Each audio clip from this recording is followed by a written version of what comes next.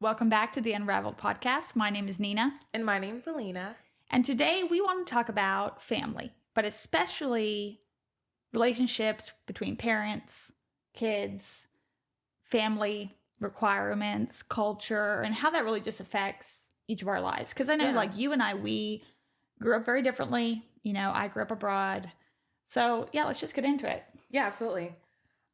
So yes, I know that we both kind of grew up. I mean, you grew up in Thailand. Mm-hmm. I grew up in the Haitian culture and then in the American culture. So I had some kind of shifts throughout my childhood. And I noticed that it's interesting from having those two different shifts in my childhood, but also growing up in the American culture, since I, was born and raised here in the States. It's interesting to see the family dynamics amongst Americans, but also amongst foreign families. I know for me, one of the biggest things I see is like foreign families, they take care of their family until their family supported, and then that family takes care of the next family, which I think it's amazing that they do that because they're wanting to help support their family get to where they need to be. And when I say family, I'm not just talking about like immediate family, like your siblings or whoever. I'm talking about like anyone in your family. It could be your 13th cousin, doesn't matter. And I think that's kind of how I grew up in the Haitian culture with my siblings and from my grandparents, that you take care of your family no matter where they are in life or who they are in your family. Like you just take care of them until they're able to support themselves. And it's just a not genetic, but like a chain line. Like everybody just helps everybody until they're where they need to be. And then that person helps the next person, which I personally love in I don't want to say non-American culture, but what am I trying to say? I personally just love in it really different is. cultures. Yeah. And I think maybe it's more Western culture that doesn't have that. Again, I'm only speaking from my experience. Born in Thailand, so we had a lot of influence that was, from Thailand, Southeast Asian family culture, and then also American too, right? So it was kind of a combination. And I think I'm kind of torn on the subject, because I see you like taking care of your siblings, and I mean that I support 100%.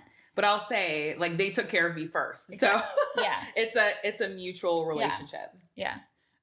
Like growing up, for example, at least the experience we had was that you learn you're very respectful towards your elders, whether or not they deserve it. They still get that level of respect. And then when they're older, it's expected that you are going to care for them financially. They're going to come live with you, all that kind of stuff. It's very deeply ingrained to have a multi-family kind of household. So you would have potentially grandparents, parents, kids, grandkids, all in the same household. Several generations. And I see practically how that's good. And honestly, with the economy right now, probably a lot more people are going to start to do that just because of financial, the cost of living. But then I think too, it's kind of a tricky subject, at least with a millennial. If a parent has that expectation, did they also do their part to earn that? And that's good. They don't have to provide, a crazy luxurious lifestyle, but did they build that relationship? It's more about that. And so I have friends and family that have all kinds of opinions on that. What are your thoughts on where there's an expectation set culturally, but really the relationship was not built to earn that, reciprocity? So it's interesting for me because it's kind of weird saying I don't have parents, but I don't have a relationship with anyone that I would be like, oh, these are my parents. And like, this is who I would care for if they got that age. Like I don't have that relationship with anyone. My birth parents know because my mom passed away. And then my adopted parents, I don't have a relationship with them at all anymore.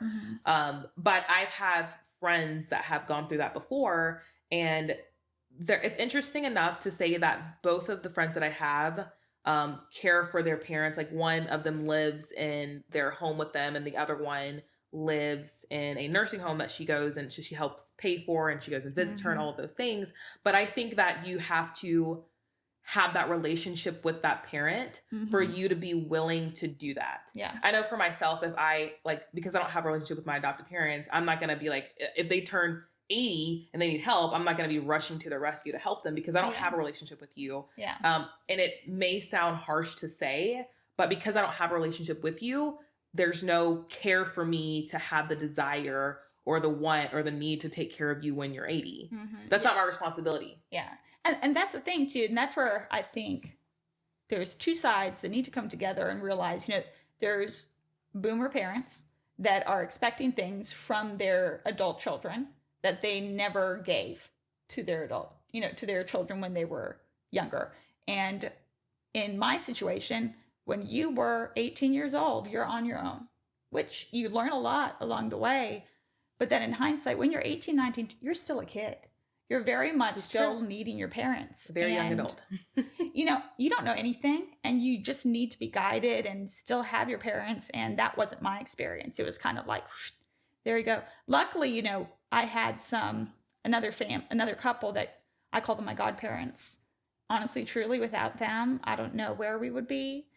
They were just truly a blessing. They just came in and they were like second parents for you. Yeah, they kind of adopted us, not legally, but just they were always there, But I think it's a hard thing because looking back, you think, well, I was on my own, moved to the U.S. with $1,000. Oh, so your adopted parents were here in the United States? No, so they were in Thailand too. Okay.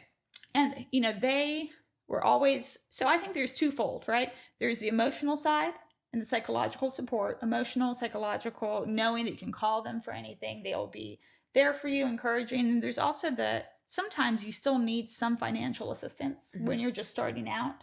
And so they definitely played a role financially in you being able to come here and kind of supporting you while you were here until you got on your feet. No, so they were more the emotional support, okay, which was amazing. Like, for example, which is just as important as financial support. Support. That's what I mean. It's 50-50, when you're going into college, moving to a new country, a new state, or whatever it is, you need someone to call, someone to give you advice. The finances I sorted out on my own, and so that's where you learn a lot. But then in hindsight, if you think now you're needing to care, and not in my situation specifically, because I'm one of 13 siblings. So between all of us, but I do have friends and clients where their parents were terrible to them. They were out on the streets pretty much, 18 years old, no support. They wanted to do a degree that maybe the parents didn't approve of. They paid for it. Now the parents are 70, 80 years old, and they expect to be cared for without building that relationship. And it's funny. I heard another friend tell me, which I thought was interesting, which it makes sense. Like when you're a parent, you choose to have kids. You make the decisions to, whether it was accident or not, like you still made the choices that you made to have a child 9 times out of 10. But for a child to have to take care of their parents, it's interesting because I have some people say, like, it's not my responsibility to take care of my parents. Yeah. I didn't choose to have them the same way they chose to have me, which I think is an interesting perspective. I mean, because they're right. You don't have to. And you literally can do whatever you want to do. Yeah. But I think it's a different perspective than, what we mentioned earlier, and it kind of being expected of the parent for their child to take care of them. And I really wonder if all parents kind of expect that, or some of them kind of expect, like, this is what they already have their plan set up. Like, I'm going to a nursing home, or I'm going to go to assisted living, or what am I going to do? Or if they're already expecting that child to play a role in their need for help when they get older. I think it depends on your background and your family experience. I know that I have some friends and clients that their parents have expectations of them. They expect their kids to care for them when they're older without having built that foundation of relationship. And it's a tricky thing because, you love your parents and everything like that. But then if there's things that have not been addressed or talked about, then it's just really hard.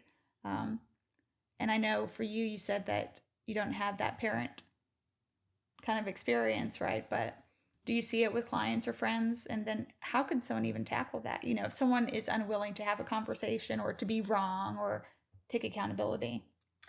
I feel like, yes, I've had it happen with friends. For myself, obviously, like, it's just something that I don't have to deal with because I just don't have any parents in my life. I know for myself and my family, one of the things that we do help with is I know my siblings send money back to Haiti a lot, to our family there, and kind of help with what they need, or help support them if they want to come to the States, with their visa, their paperwork, all of that kind of stuff. So ours is a little different. We focus more on, not I guess like taking care of parents or any of that kind of stuff. I don't really remember ever really growing up and that being like a big priority, so much as it would be a priority to just help whoever needs help financially and getting to a place where they can support themselves. And then like just that pattern repeating. That's kind of what has been a bigger, more important factor in my culture and kind of what I grew up with. Like seeing my parents do it and then seeing my siblings do it. So that way our family's taken care of. And then that way when they come here, they can send money back to their family and it just become a recurring pattern. Yeah. I mean, that I think is awesome. You know what I mean? To just support. I heard people talking about it on social media where a lot of times the boomers, they lived vicariously through their kids. So, you know, they had to go to a certain college, they had to get a certain degree, had to have a certain career path, which wasn't the best thing actually for that person or what they really wanted to do. And then there was resentment that was built. Or, you know, for example, go to college and you'll be successful. We all know now that's not the case. You know, you probably have to have multiple degrees, and then even still, you may or may not be able to get a job that will help you pay off the student loans. So it's just it's a topic that I think more people should discuss. But I mean, for the parents, they have to be willing to have conversations with their kids and be able to admit, hey, this is where I probably messed up or I dropped the ball, you know, to kind of build that relationship back up again. But I think that should happen in general, not even just to be able to get something out of it. Absolutely. Yeah. Absolutely. I mean, and I noticed that some parents come back in your lives around that time when they're getting old and need help. And then that's when they want to come back and right their wrongs or get things corrected. Yeah. And it's unfortunate for a child sometimes, well, not even a child anymore, but the kid of that parent to feel like it's an obligation to just be okay with what they went through or accept an apology, which is nothing wrong with accepting apology, but feeling the burden that because you accepted the apology, oh, I've got to do this and this and this now because they're my parent and they apologize. When realistically, you don't have to. No. Like just because someone apologized doesn't mean all of those things went away. Like you're still left with the memories. You're still left with whatever it's the traumatic experience, whatever whatever it has made you today. So it's not, you shouldn't feel obligated to accept that person back into your life just because they apologize. Yeah. And you know, if you apologize and you really mean it, then we should then see the actions that follow up with that apology, I think. Anyway. And there's times where it's not genuine or it never even happens. And then the best thing for someone's mental health will be to just separate, to put some distance in there. And it's tough, but then at the end of the day, if you have to get dragged down, you're going to, you know, your own family's going to suffer, your mental health is going to suffer. But yeah, it's a very tricky thing. It is.